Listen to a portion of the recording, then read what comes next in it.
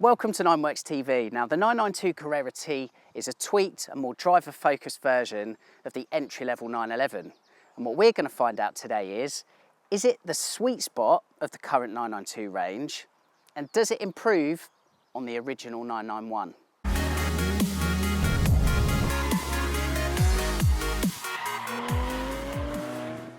Now, it's fair to say it took the marketplace, and to be fair, me, a little bit of time to warm to the concept of the 911 Carrera T. But to be honest with you, as hindsight has shown since, and I've done videos to illustrate this, Porsche really picked the right ingredients to come up with the perfect, basic, entry-level, but driver-focused recipe. With the 992 concept, it's pretty much carried over from that 991. A couple of omissions: there's no tweaked or shorter final drive ratio on this like there was on the 991. There's also no deletion as standard of the PCM. In the 992, that comes as standard, you can't get rid of it. So that concept of basic engine, sport chassis and manual gearbox, if you so wish, has been carried over to the 992 from the 991. There are a couple of differences though. The biggest one, or standout one as far as I'm concerned, centres around the body. You may remember with the 991 Carrera T, that was actually narrow-bodied. It's the last narrow-bodied 911 ever, as it turns out, and to my mind that's part of its charm. With the 992, Porsche ditched the narrow body. Weight is important to discuss, particularly on these driver-focused cars, as the Carrera T is purported to be. Weight is important. Now, this weighs in at 1,470 kilos. It's 45 kilos heavier than that narrow-bodied 991 Carrera T. But this is where it gets interesting within the context of 992s. This is 35 kilos lighter than the requisite entry-level 992 Carrera. There's no getting away from the fact this car is heavier than the original Carrera T. That said, I'm really looking forward to this drive. Having driven 992s previously and talked about them on this channel, this T, which really instills some Carrera and Carrera S spec, if you're going to take parts of both of those cars in terms of character and wedge it together as one, I'm very much looking to the drive on this. It's a roasting hot day. I'm sure I'm battling a heat stroke at this stage. Let's fire up the aircon and the car, dive inside and go for a drive. Right, so inside we've got the usual Carrera T setup. No rear seats as standard, you can spec them back in for free. Part of the Carrera T interior comes with the Race Tech seat centres, again just like the 991. You've got thinner glass, reduced sound deadening as well as a lightweight battery. Part of the interior spec is what would usually be a 10mm stubbier manual gear shifter. However, as you can see here, we've got PDK. Now, actually, from what I can gather and what I am learning is a lot of early Carrera Ts are being spec'd with PDK. Why, I don't know, because the 991 Carrera T, the values since have been very spec dependent. The other thing is you could spec, for example, full buckets to replace the standard spec four-way sport seats here. However, they weren't available. A couple of other bits and pieces on the spec that you could spec in to make the car perhaps extremely driver focused and a GT3 touring kind of light specification, they weren't available. So it means a lot of people instead have gone down the route perhaps like this of being a bit more of an everyday driver with a little bit of added focus to it. Manual is available though, like I say, there's no like supply issues there. So we'll find out how we get on with PDK today, but as I say, entirely relevant because a lot of cars that you're going to see coming through onto the marketplace, they are going to be PDK, certainly in the UK, I'm afraid, certainly for the next 6 months. However, something that is going to be relevant today, particularly if you're of a UK persuasion, is the sport chassis and how it gets on, how this car manages our terrible public roads. The previous Carrera T did a fantastic job in the way it went down the road. On UK roads, I've had reservations regarding the sport chassis on the 992 generation, particularly on the heavier cars, Targa, for example, and the Turbo. I said actually on a previous video, judging the Carrera S versus GTS versus GT3 992, link here so you can see, I said that the sport chassis on the GTS was a little bit too much, it was a little bit too crashy. With that in mind, I'm very interested to see how we get on with the chassis in particular on UK roads in the T. I think it's about time we stopped talking, head out and tested the car and see how we get on. I think of all the models within the current 992 range, this is the one that intrigues me most. First impressions, does feel massive. It does. This is so big. Seeing those rear arches, I mean, it's a big old beast, riding with 20-inch wheels at the front and 21 at the back. The engine carried over from that entry-level Carrera, I think 3-litre twin turbocharged flat six, peak power of 385 horsepower, peak torque is 450 newton meters, delivered at 1,950 up to 5 grand. The 991 Carrera T, by the way, was the same torque, 450 newton meters, accessed slightly earlier. It's quite quiet so far, I have to say. I hope that'll change by the time I put my foot down.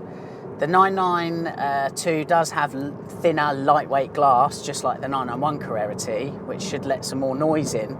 But what the 992 has that the one doesn't is this not double glazed glass, but like laminated glass, which filters out some of the 911's rolling tyre noise that the car's always been besieged by, to just add to the car's, or the 992 generation's luxury appeal. I'm still in normal mode as well, by the way, with sport exhaust off. And actually, when you put your foot down there, it was start of some of that flat six soundtrack starting to permeate into the cabin, which is what we want. We want some more of that. Let's pop it in sport and see what happens. Definitely louder. Got a nice sweeping right-hander here, slightly off camber. Okay. Oh, so it's got the pace.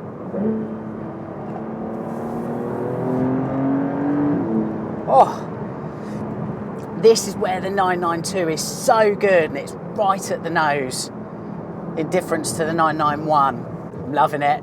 I'm loving it.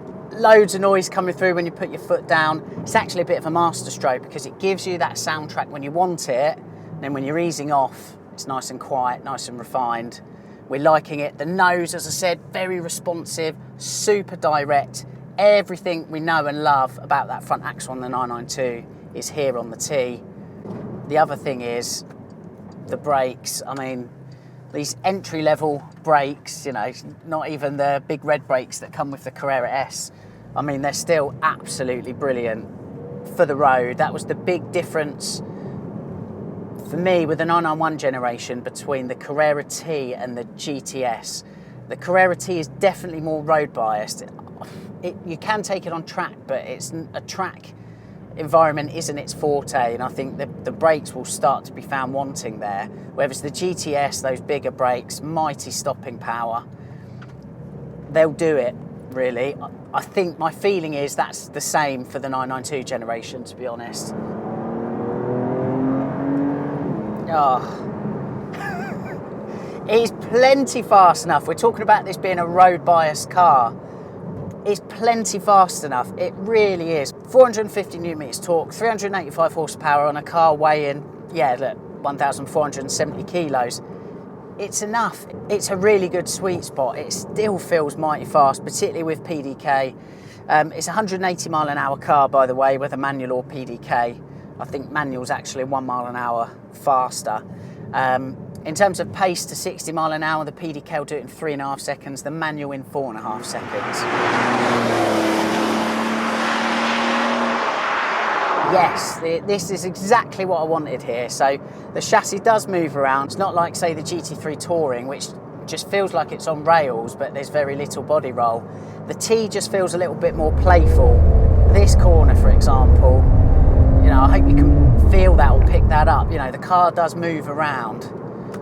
It's a lovely thing.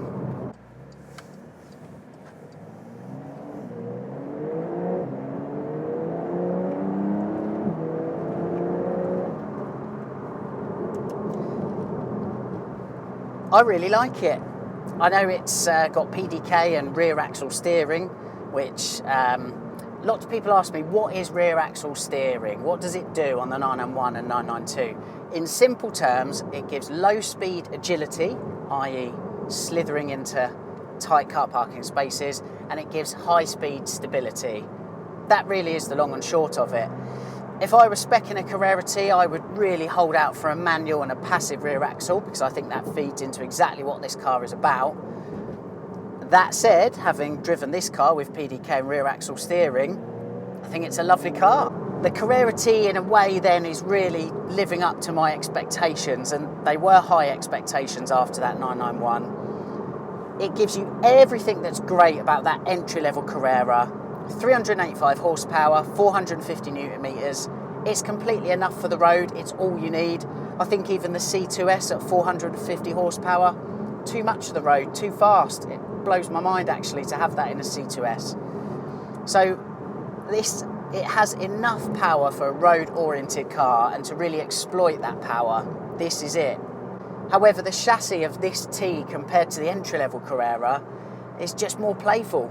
I tell you what though, I would love to drive the manual with the mechanical limited slip differential. As I said, the sad thing is, from what I've found out, there just aren't those cars being spec'd. A lot of them coming through, a lot of these early Carrera Ts are PDK. There are a couple of drawbacks, and it does relate to the chassis. I mean, I've got PASM Sport chassis. It's actually in sport mode at the moment rather than manual.